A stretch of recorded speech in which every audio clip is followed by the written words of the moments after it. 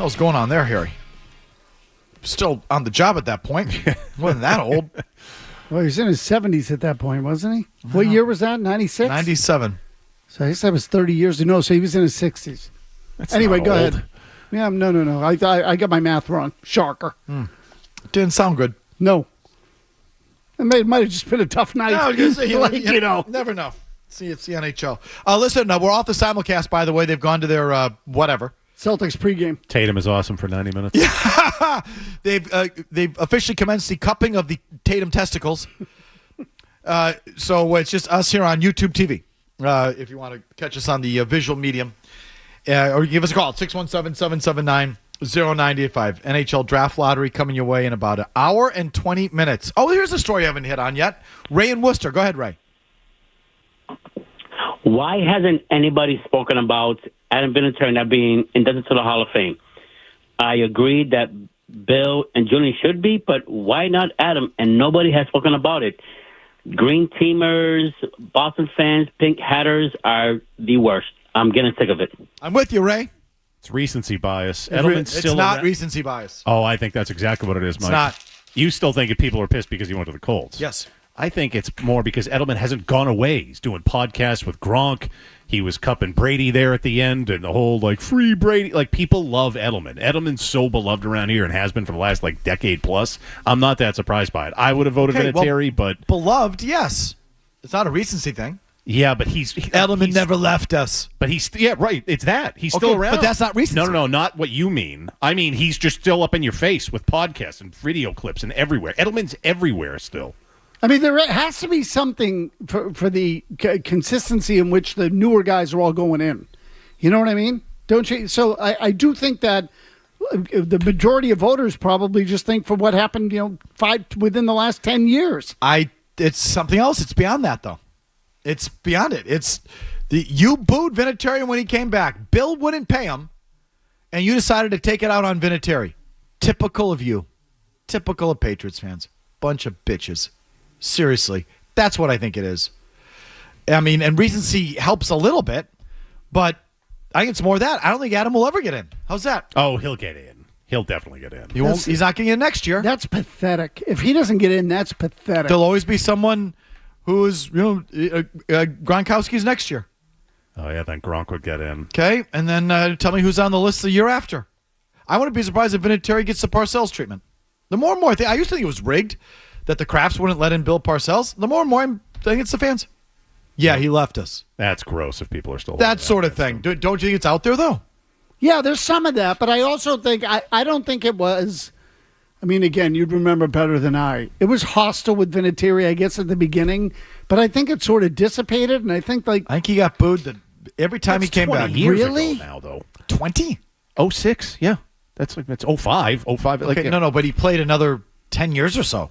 Yeah, but by the end, I don't think... He got booed every single time he came back. Every single time he came back, I noticed it. Well, then F these people. And I felt the same way, every time I heard it, I'm like, you people have got to be kidding me. That's pathetic. It's being brainwashed is what it is. That's a brainwashing. All because Bill wouldn't pay the guy. That's what you do? Oh, stop it. So that's what, look, I mean, again, so... He's an important figure, too. It's not like he's just was on the championship team and made, one kick. He made a bunch of them. That's ridiculous. I think it's a bigger crime that he's not in the Pro Football Hall of Fame, by the way. I think he's the greatest kicker. I think he's the greatest guy to ever do what he did. He should have been in first ballot, but I guess... They hold the bias against special teams players and wide receivers in certain positions. It's stupid. Probably so. Bill and Lowell just jumped out on this. Go ahead, Bill. To Mike, you're right most of the time, but I agree with Big Jim Murray. You ought to listen to him more often. Vinatieri should be in the Hall of Fame, but I think it's more of the regions. You see Edelman everywhere.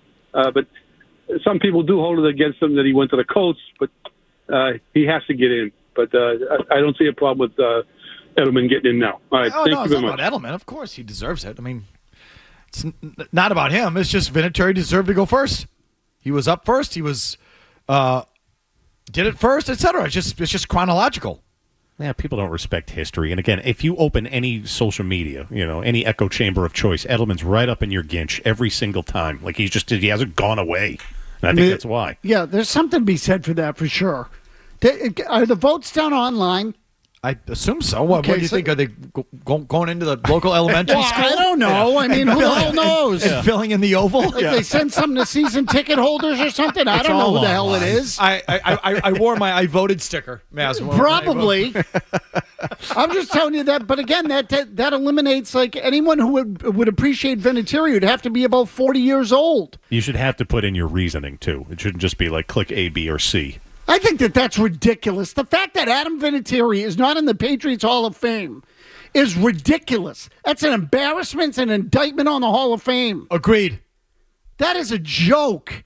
That should be freaking automatic. That should have been automatic. They should have just put him in without even putting him on the ballot.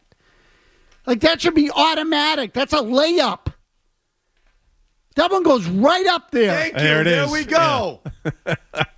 Seriously, it should. the more I It think should. about it. Mazz, I felt this way the last 10 years of his career when he came in here and you people booed him. Like I just can't.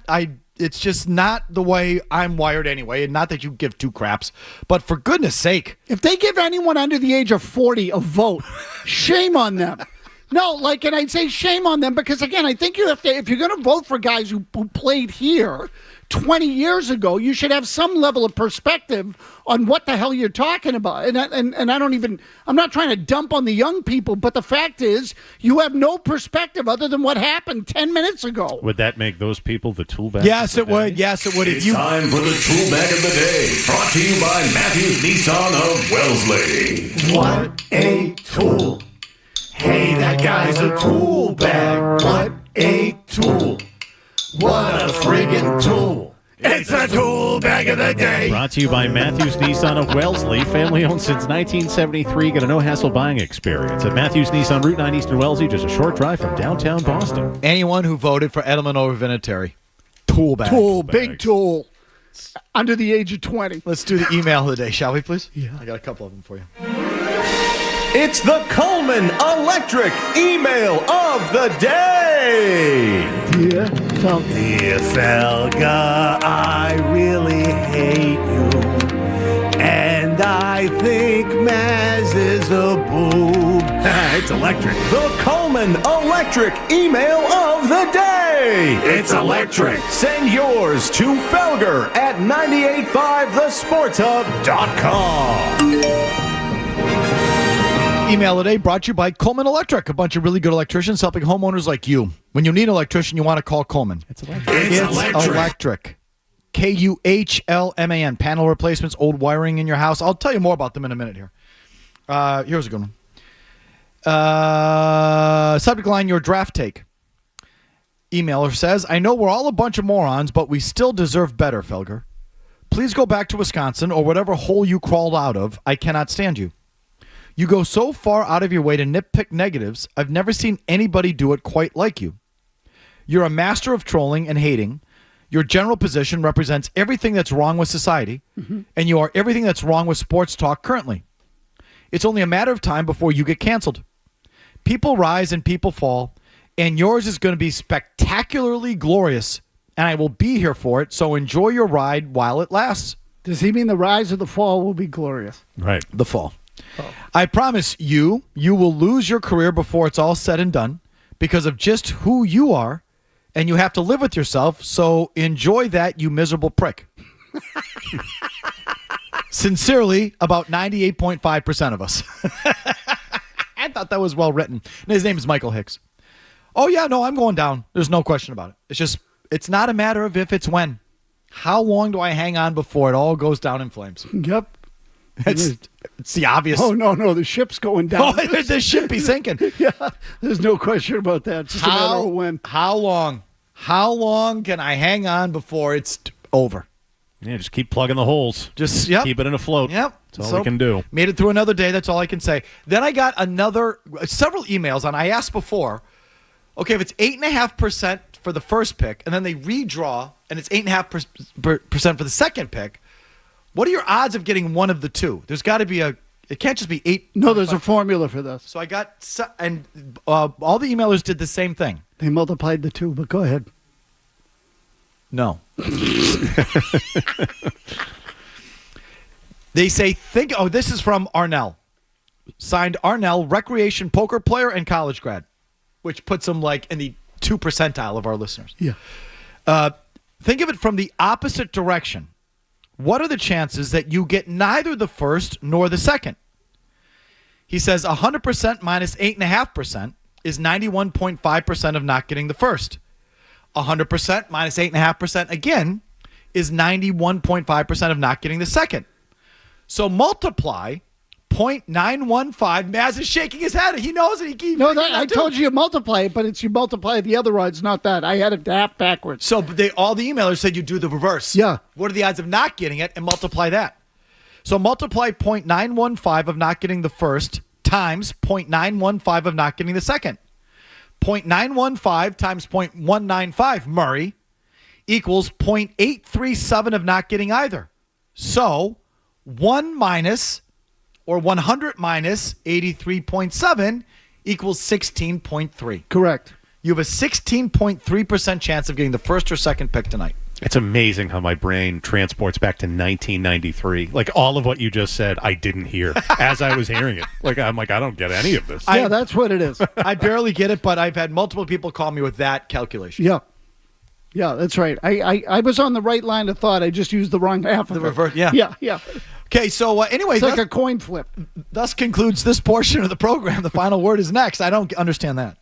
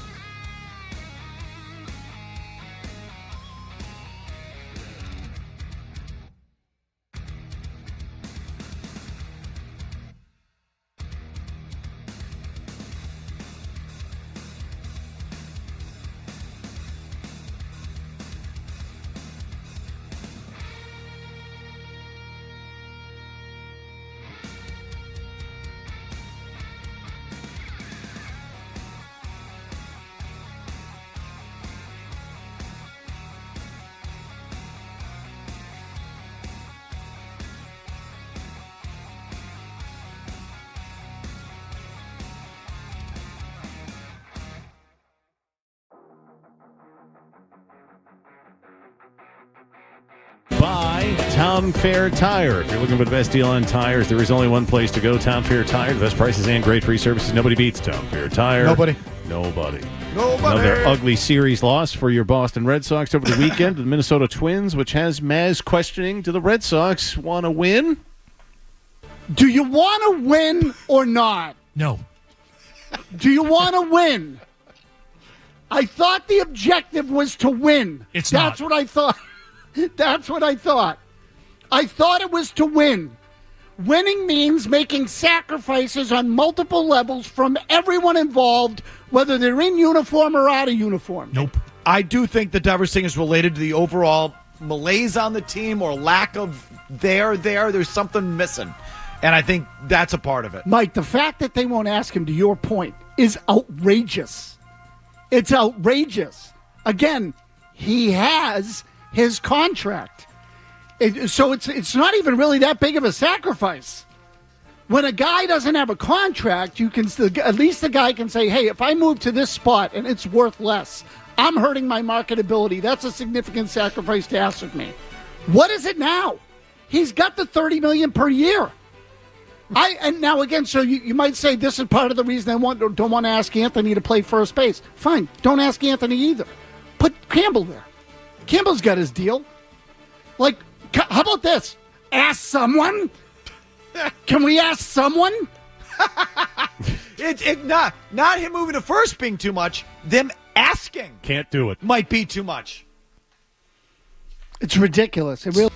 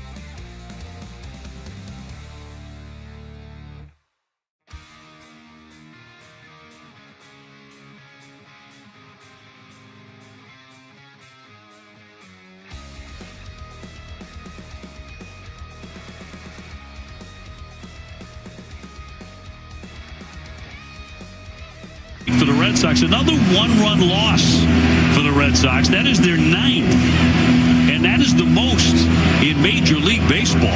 And Minnesota wins the series, coming from behind to do it. Red Sox a disappointing 18-18. Yeah, back to 500. Really, these last 3 series kind of shake your head. A lot of the games that you felt like they had a chance to win.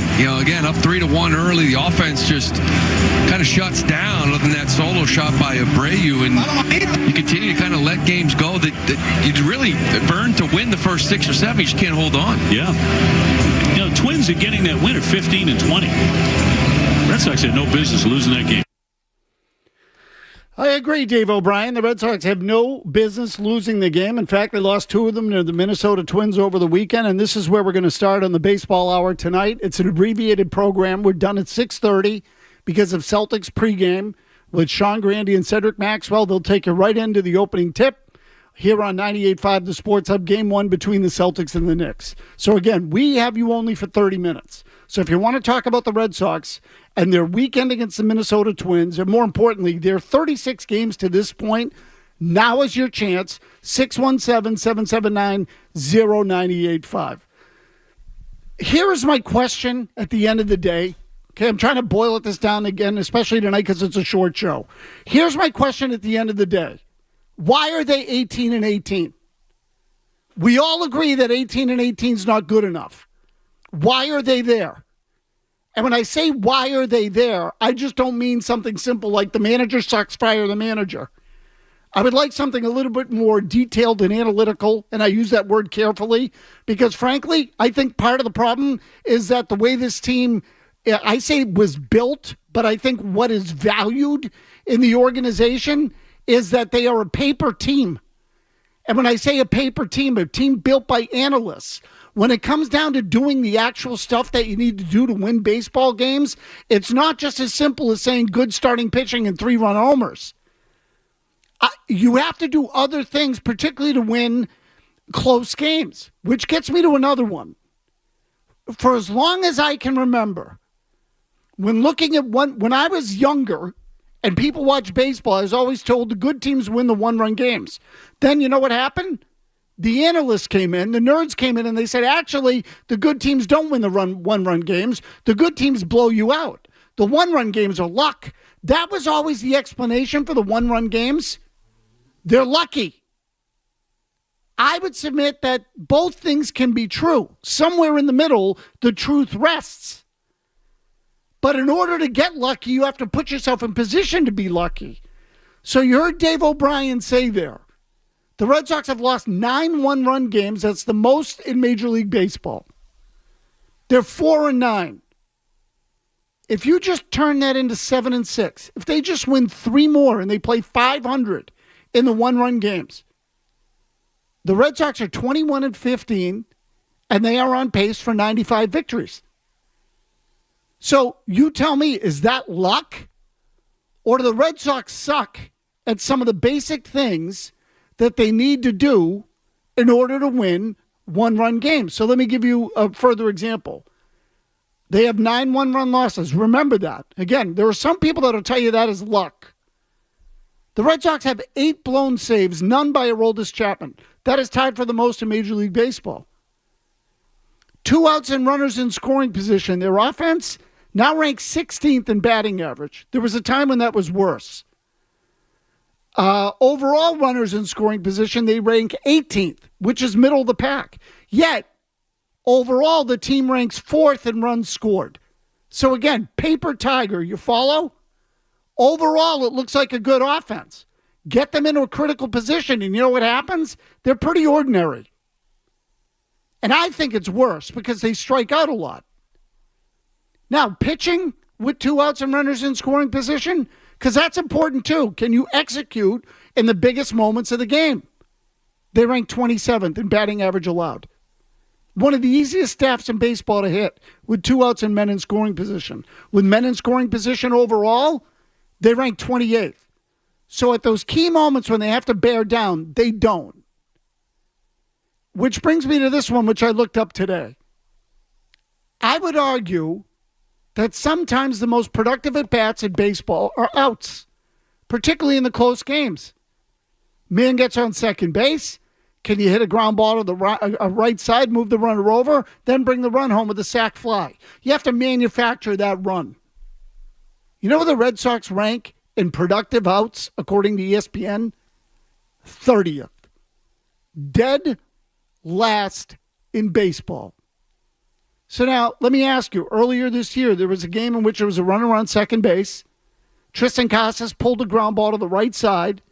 The runner advanced to third. He came back to the dugout, got all kinds of handshakes. How many times have you seen that in the Red Sox dugout this year? How about one? I think that was the only time. I'm sure it wasn't, but it's the only time I remember it. There just aren't a lot of occasions where they do that. Again, 30th in productive outs. Meanwhile, the pitching staff, again, you got to flip it to the other side. Where do they rank? In other words, where did the opponents rank in productive outs? Your pitchers versus their batters.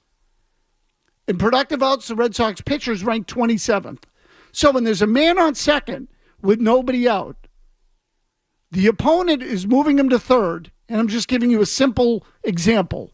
But the opponent is moving that runner to third at a rate that is fourth best in the major leagues. You are dead last. Might that be the reason you're losing one-run games? I don't know. Just a guess, a wild guess. Meanwhile, your first baseman is now out for the season. Tristan Casas, an ugly knee injury over the weekend on Friday night. Well, I want to get to his thing next specifically, but in their search for a first baseman, has anybody in the Red Sox volunteered to go over there? Maybe they haven't. We just don't know it. It doesn't sound like Rafael Devers is going to volunteer. It doesn't sound like they want to put Roman Anthony or Marcelo Meyer over there.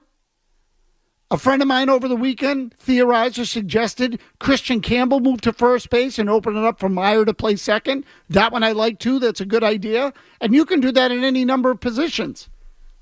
There was a time when the Red Sox were championship contenders every year that when Tim Wakefield took the bullet for the pitching staff in a playoff game or otherwise, we commended him for it. We commended him for the sacrifice. Or if a batter hit a ball to the right side and moved the runner, we commended him for it for the sacrifice. Or if a guy went and played two positions in the same year, just because it was what was best for the lineup, like Kevin Youkilis did in 07, 08. I don't remember which one it was exactly. I think it was 08. We commended the sacrifice. The Red Sox used to do stuff like that routinely when they were winning championships. Now, the manager doesn't want to ask Devers. Devers doesn't want to volunteer for it. Craig Breslow says they haven't made any decisions on the long term. And so what is the solution? Nothing? Just go out and continue to be 18-18? Which brings me back to the rant I had during today's afternoon show. Do you want to win or not? Because that's what it takes. It doesn't just magically happen with people hitting the ball out of the ballpark and pitchers going 8 innings. You actually have to do the little things along the way to get into a position to win the close games. And you have to do them more effectively than the opponent does and with more desire to do it than the opponent does.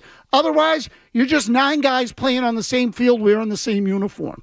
But if you're going to be effective and play together as a unit, well, then you have to make some sacrifices. We'll go right to the phones. I do want to get to Casas next segment. Sean is in Marlboro. Sean, go ahead. Hey, Mazz, I have 2 thoughts, and your second base thought kind of goes with mine, but why not move Story or Bregman over to first and either put Devers back at third or open up the spot at short for someone to come up? And that would actually look towards the future, which was my other thought is, what if the team was built, they thought it was a year away? They need some of the kids to mature. Maybe they couldn't make all the moves in 1 year, and, they couldn't get enough talent in the bullpen or whatever it is. But if they mature another year and bring in a couple more pieces and let some of the kids mature, I don't think that ownership wants to look that far, that every year matters. But what if it's just a matter of a year from now they're going to... Yeah, Sean, you lost me a little bit, but here's what I would say with regard to next year. Clearly, they think that some of these kids aren't ready. And the only reason I don't like the idea of taking from the left side to fix the right side is now you're making your left side weaker. Your left side overall is pretty good. Story defensively has been pretty good. So this Christian Campbell is not a great second baseman. Just somebody's got to play first. Devers, Campbell, Roman Anthony, which they're not going to do, but they keep saying no to everything. Someone's got to do it. And it shouldn't just be one of your catchers. You should be able to find a better bat than that to play first base. Campbell's a good one. He's got his contract. He's not a great second baseman. Move him over. He can do it. He can catch the ball. You don't have to throw a ton at first base and bring Meyer up. But again, if you don't like that one, that's fine. Can somebody please make the sacrifice or make the decision to do something? Rather than just say we're going to put Romy Gonzalez over there, who they really don't want, and neither do you. Andrew and Alston, go ahead, Andrew. Yeah, so the Red Sox do not know how to win yet, but Garrett Whitlock needs to stop sucking. He pitches 2 innings twice a week, so he needs to pick it up, and maybe Cora needs to and Breslow need to switch the way they're using him instead of just using him twice a week for 2 innings every outing. So, Andrew, this is part of the problem with Garrett Whitlock. You can't change the way you use him. He'll break down. So now, if you want to say that you got to go out and get yourself a legitimate setup man, then fine. I think they thought Liam Hendricks might be that guy, but maybe Hendricks isn't there yet. So this is another thing that, are they a year too early? I don't want to get into the whole, they're still a year away thing, because I look at that and say, well, so what? Do you just flush the season down the toilet then? You made all these moves. What'd you bring Bregman for if you're bringing Bregman for if you're a year away? If Bregman has a good year and continues to play the way he's playing right now, you know what's going to happen? He's going to opt out. Someone's going to offer him a boatload of money, and he's gone. And now you have a needed third base, too. Sean in Colorado. Go ahead, Sean. Hey, Tony. Thanks for taking the call. First off, anyone I've seen saying or celebrating Casas' injuries, that's just dumb. One, for the personal side, and two, for the logistical side, because even if you don't want him on the team, now you can't even trade him, so that sucks. But you kind of beat me to the punch on the Christian Campbell to first base. I love it. They seem to be tinkering, and they don't know where they want to put him. He doesn't have a set position. There's a hole wide open. And on top of that, Tony, you've talked about it the last couple of weeks. If you have concerns with Trevor Story's arm fading, you open up second base. You can slide Trevor Story over, bring up Meyer into the shortstop role. And not only that, now he's sandwiched between Bregman and Story. I feel like that's a great option to bring up a rookie shortstop in and help him with veteran presence and support. Yeah, what are your thoughts on that? So, Sean, look, again, there are lots of possibilities here. I'm for any of them. Ideally, I would like to move as few people as possible. So if Meyer is to play second base until he's ready to play shortstop or until shortstop opens, so be it. They're playing him at all three at Worcester. So the point is they believe that Meyer could fit in any one of three spots. Move Campbell to first. Put Anthony at first base, or at least get him work in the minors. Maybe Devers could play first base. I'm not telling you I am hell-bent on any single one of those, but can I get any more? I mean, but I do want one of them. This is what I'm getting at. It doesn't have to be Campbell. It doesn't have to be Devers. It doesn't have to be Anthony. But can I get one of those three? Can I get one of those lefty bats into the lineup? If I move Campbell over, I get Marcelo Meyer in. If Devers goes over there, I can DH Yoshida. I can DH Roman Anthony. There are a lot of possibilities. Ideally, I want to replace Casas' lefty bat with a lefty bat. That's what I want. You have to reconfigure your lineup a little bit. I get all of that.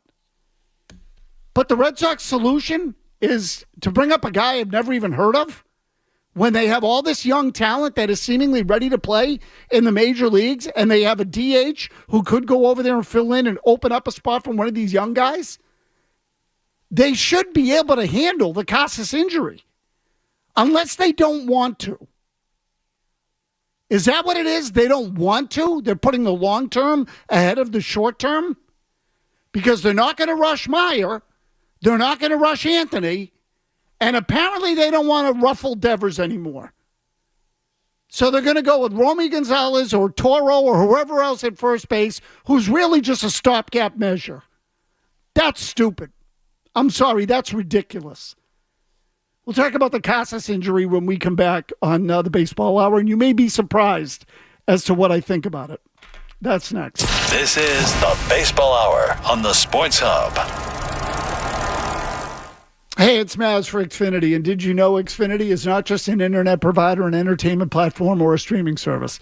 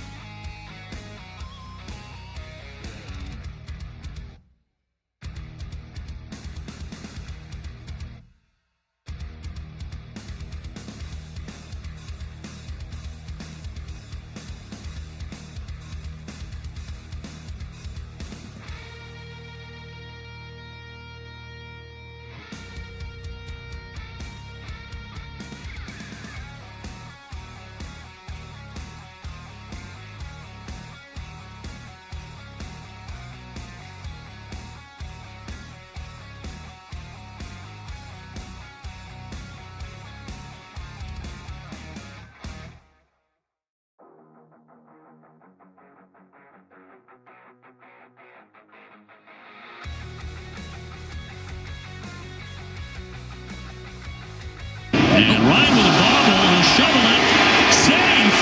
And Casas down clutching at his leg, maybe his knee there. Once he hit the bag, he went crumbling. And on his back. Yeah, Tristan kind of really sniffed that hit out. I think when he hit the bag, it just sort of buckled on him. He's not usually kind of beating out ground balls, right? Infield hits, but this one here, because it was bobbled, I think the way he lunged at that bag, immediately kind of looked at that left knee. It was definitely unusual. Ruled a an error on Ryan, by the way.